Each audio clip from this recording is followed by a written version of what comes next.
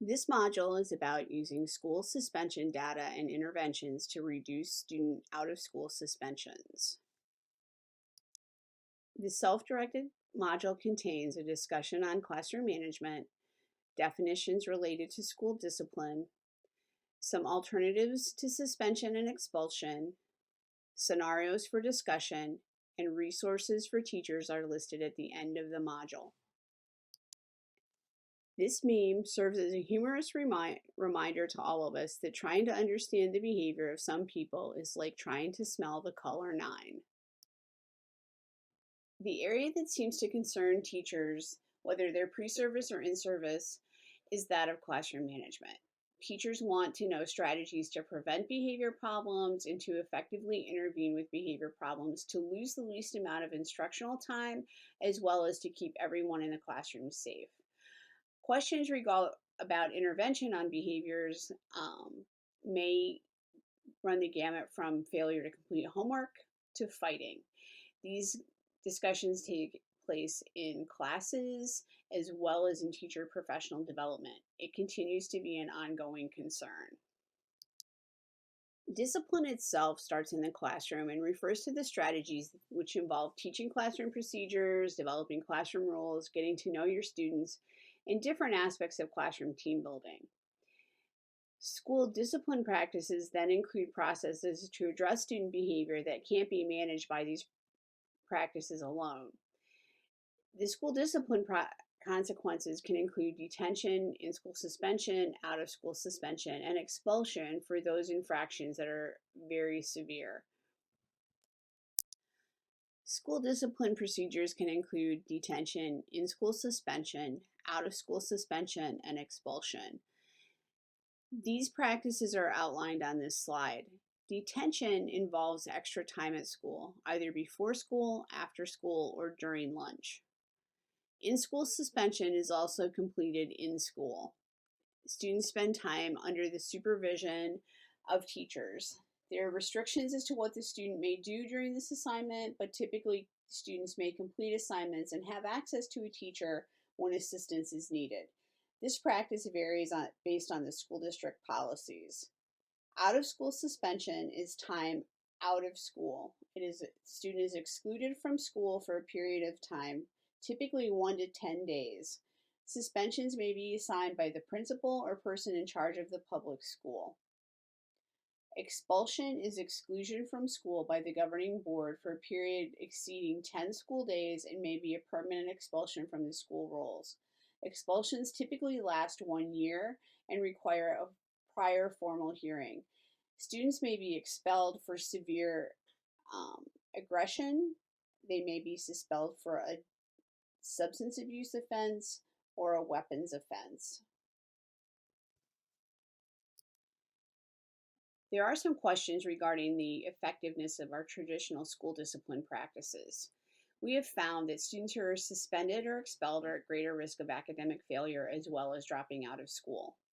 We've also noted that the use of suspension and expulsion may push some of our students who have more disruptive behavior into delinquent acts.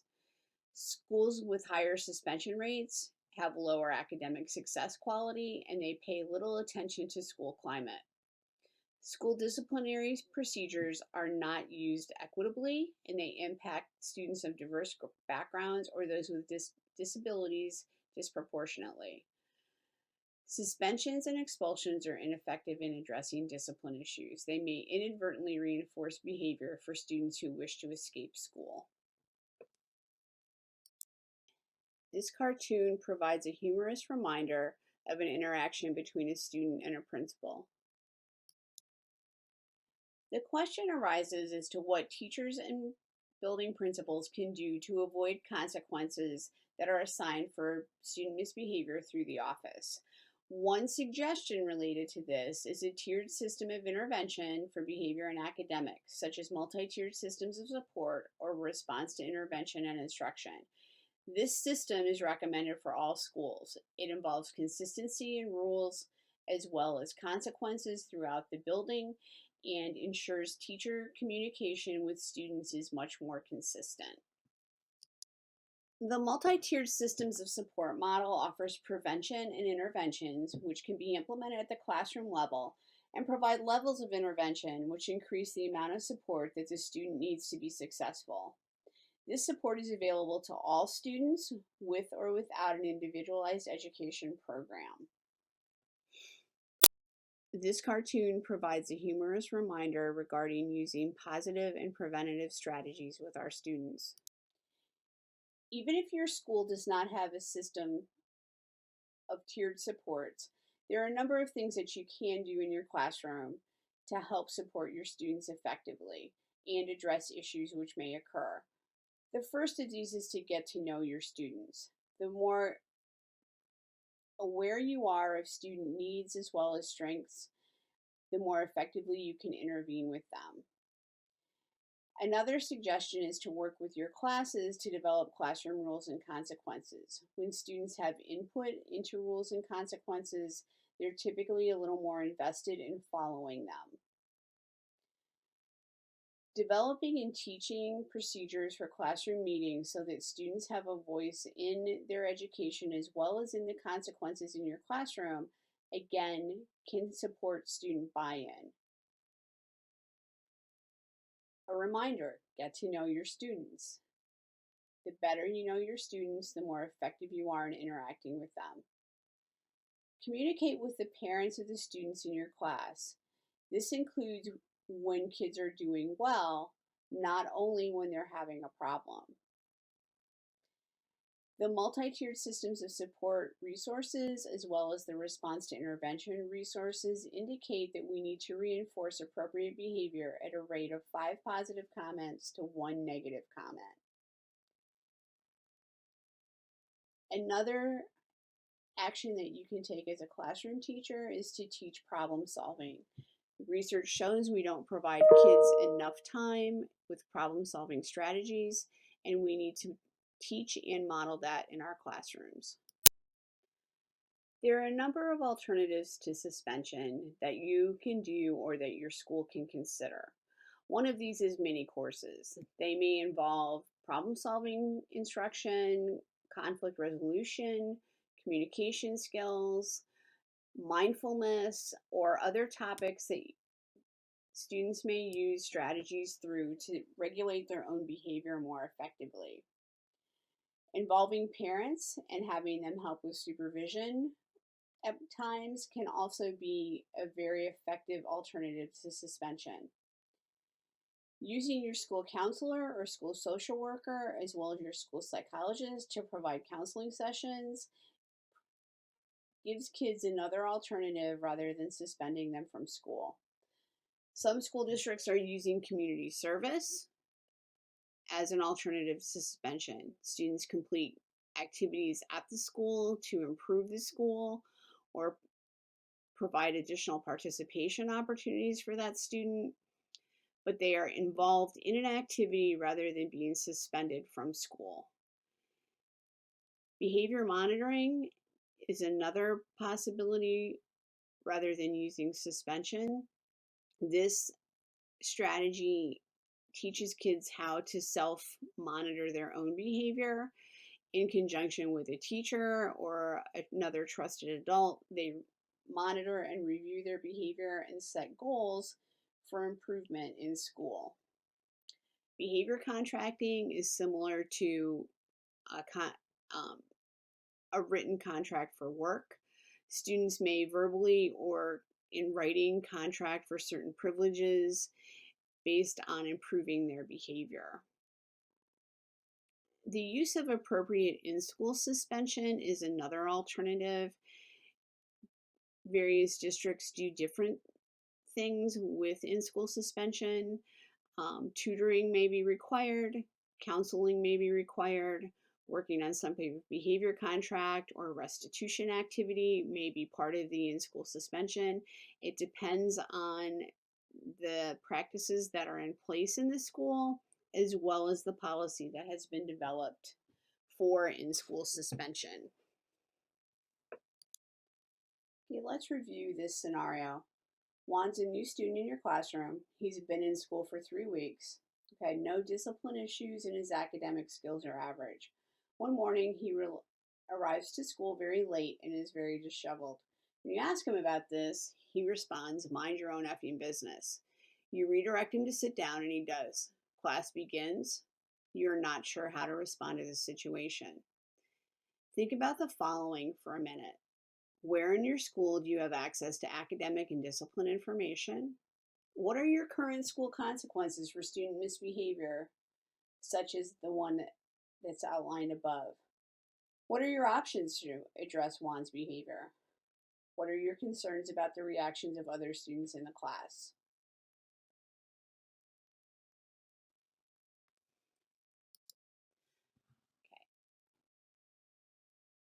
So, as far as your access to academic and discipline information, that information is located in your school discipline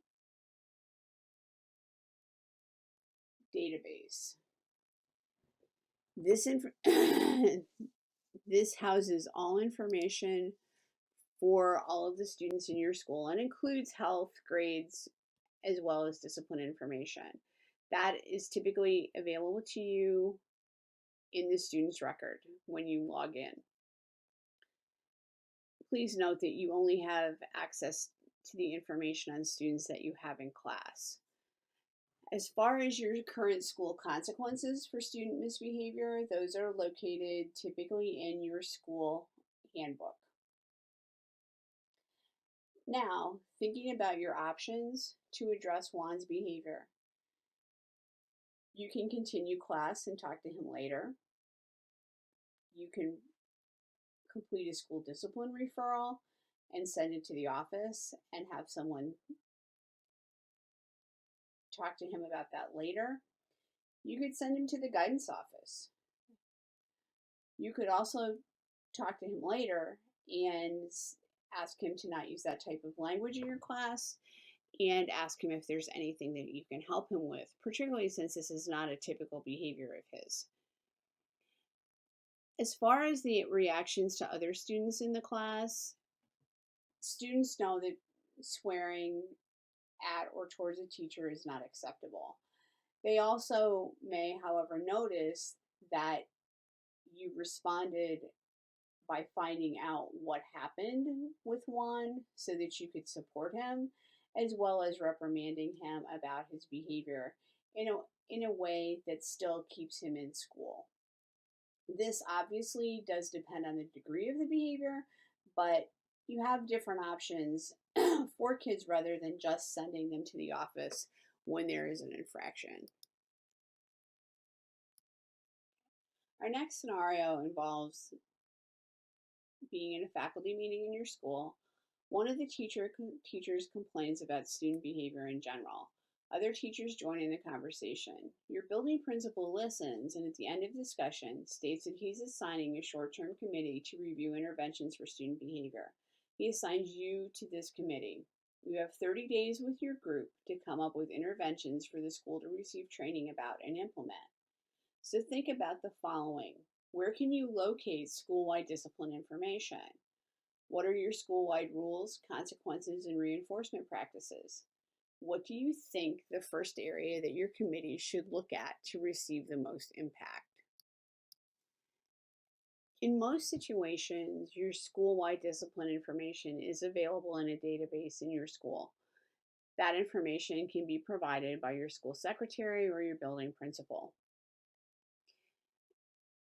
If you don't have school-wide rules and consequences, as well as reinforcement practices, that may provide you the biggest impact if you start developing them as a group and then following them. One of the first areas that your committee may want to look at to achieve the most impact is that of consistency in rules and consequences across environments, as well as similarities in procedures in large group situations, whether that may be recess or the cafeteria. Providing kids similar rules to follow that are available in every environment, as well as reinforcement for their behavior, can improve your school discipline quickly. In the following slides, there are resources for you as well as some of the next modules that will be developed for this. Thank you.